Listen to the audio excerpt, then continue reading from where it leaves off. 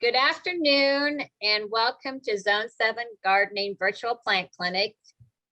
Our topic today on 18 May 2022 is fruit-bearing shrubs and small trees. My name is Linda, your host for today's Zone 7 Gardening presentation on fruit-bearing shrubs and small trees. These Zone 7 Gardening Virtual Plant Clinics series highlight native and other plants suited to grow well in our mid-Atlantic USDA hardiness zone 7 gardens. These series of plant clinics are sponsored by the Virginia Cooperative Extension program of Virginia's two land-grant universities, Virginia Tech and Virginia State University. Today's program includes the fruit-bearing shrubs and small trees, flowering quince presented by Karen, and French tree presented by Nancy. So over to you, Karen, for part one for the flowering quince. Thank you and good afternoon. My topic today is on Caenomyle speciosa, whose common name is flowering quince. This deciduous shrub is a native of China. It's primarily known for its showy flowers, but it also produces a quince fruit, thus its common name, flowering quince. This fruit is a yellow-green color and about 2.5 inches long. The fruit is hard and bitter if you take it right off the tree. But if you want to make use of the fruit, you can set it out to ripen, or you can make it into preserves and jellies.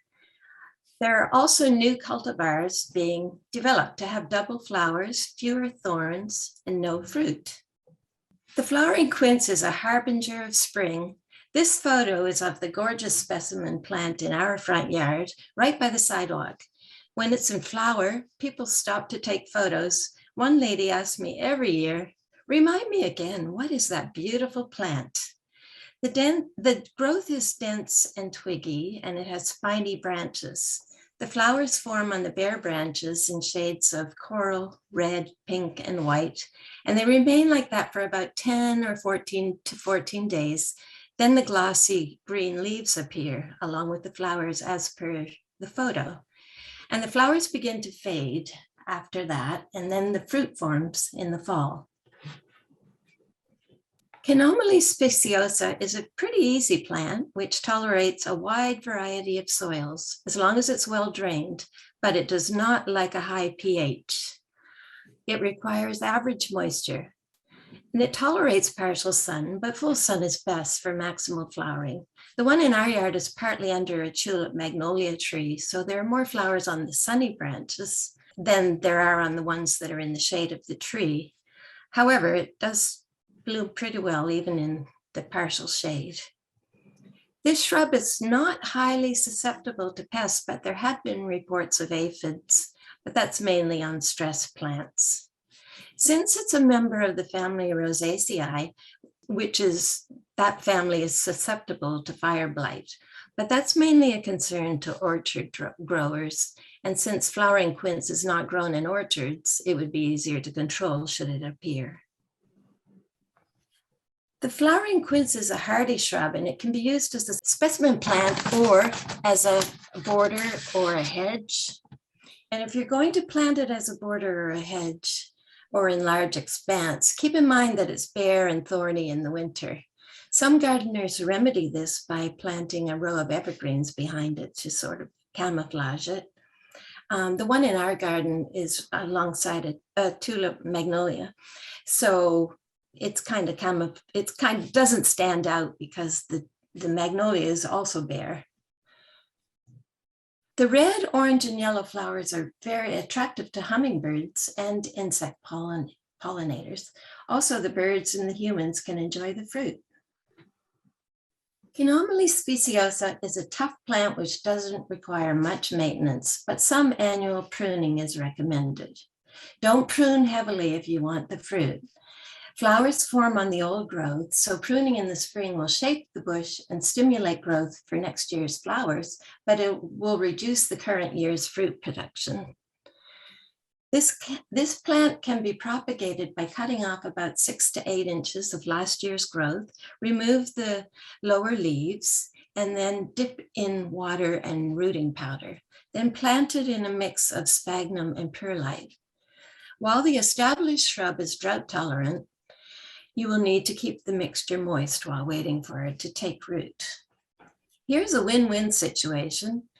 Cut the branches when they're in full flower to bring inside for gorgeous flower arrangements, and you're pruning at the same time. You can also bring them inside while in bud form to force flower. Here are the references which I used to research this plant, and if you're interested in looking further, I recommend them all. Thank you.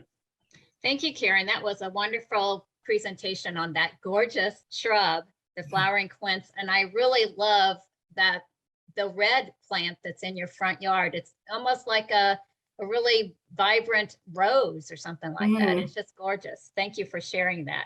Thank you. Nancy, over to you for the Fringe tree. Okay, good morning. The Chionanthus virginicus is better known as the fringe tree. It's also been called the Grancy graybeard, old man's beard, and my favorite, the sweetheart tree. It is most beautiful in a slight breeze because it shows off how its flowers resembles a beard. This is an understory tree or large shrub that rarely needs to be pruned. 12 to 20 feet tall, it only grows 6 to 10 inches a year. It is usually multi-stemmed and has a nicely rounded growing habit. It is deciduous and is in the Oleaceae or olive family. The Chionanthus is hardy in USDA zones 3 to 9. Its native range is from New Jersey south to Florida, then west to Texas. If you plan to grow it from seed, you should be aware that you have to plant the seed in the fall and then wait until the second spring for it to germinate. If you're going to transplant a specimen, you should do it when the tree is young and preferably sold as balled and burlapped. This tree prefers rich, well-drained, neutral to acid soil and sun, but it will tolerate clay and some drought. It grows beautifully in this area. Like the flowering quince, you get more flowers in full sun, but you get the best foliage in partial shade. It may get scale or borers if you plant it in too dry a location. This slide really shows off the creamy fringe-like petals. Male trees have the showier flowers with 2 stamens. The female will have a single pistil and bear the fruit. Each flower has a tiny calyx with petals up to 1 inch long all around it. The fruit on a female fringe tree is inconspicuous. The berries may be hidden under leaves in loose clusters, as you can see in this slide. They are dark blue or black and egg-shaped, and they'll have a white powdery bloom just like a blueberry. Each berry contains a single seed that ripens in late summer or early fall. This fruit is very popular with birds and wildlife. This is a deciduous tree with year-round interest. In the fall, the leaves turn a clear yellow. For winter interest, the bark has dark brown ridges with red furrows. Spring sports its showy flowers, and in the summer there is the foliage. There are 2 smooth-edged leaves for each node along the stem. Its leaves are large, 3 to 8 inches long and up to 5 inches wide. This was never a commercially important tree. Its wood is hard and close-grained, but it's never been harvested commercially. Traditional medicine did use its bark as a tonic to treat fever and as a diuretic. Chionanthus is a nice specimen plant in a native garden, or you could use it in small groups for a woodland border. For companion plantings, why don't you try these fellow Virginia natives, dogwood, witch hazel, and water oak. Did you know that the Chionanthus was named as the wildflower of the year in 1997? Perhaps the most unique fact about our native Chionanthus virginicus is that the only related species is Chionanthus retussus, which is native to China. This is an unusual biogeographic pattern when two related species are separated by thousands of miles. When this type of split happens, it is usually caused by things like tectonic plate movement and/or glacier action. Some other plants with this pattern of distribution are the tulip poplar, the tupelo, sour gum, and the witch hazels. Here are the references I used if you'd like to find out more about this attractive native tree. Thank you so much, Nancy. I was at the Burke Center Library last weekend, and they had about half a dozen of the Fringe trees planted along the back of their property there. And the wind was blowing and the petals were coming down. It was just stunning watching it and blow like what your video showed. It was just absolutely stunning. So thank you. The Kings Park Shopping Center has planted them too. They replaced the old trees that they had, and in all their parking medians, they're fringe trees, and it just looks gorgeous. Yeah, really I'd love to have them. So thank you for sharing this information on this multi-seasonal native tree that has those showy flowers and those dark purple fruit on the female trees. Well, let's turn to gardener tips for the month of May. So here's a few tips that I wanted to present. So right now our azaleas are blooming, or they're getting ready to stop blooming, but pinch back your azaleas and your rhododendron blossoms as they fade. The double flowered azaleas, those are your deciduous azaleas, need no pinching.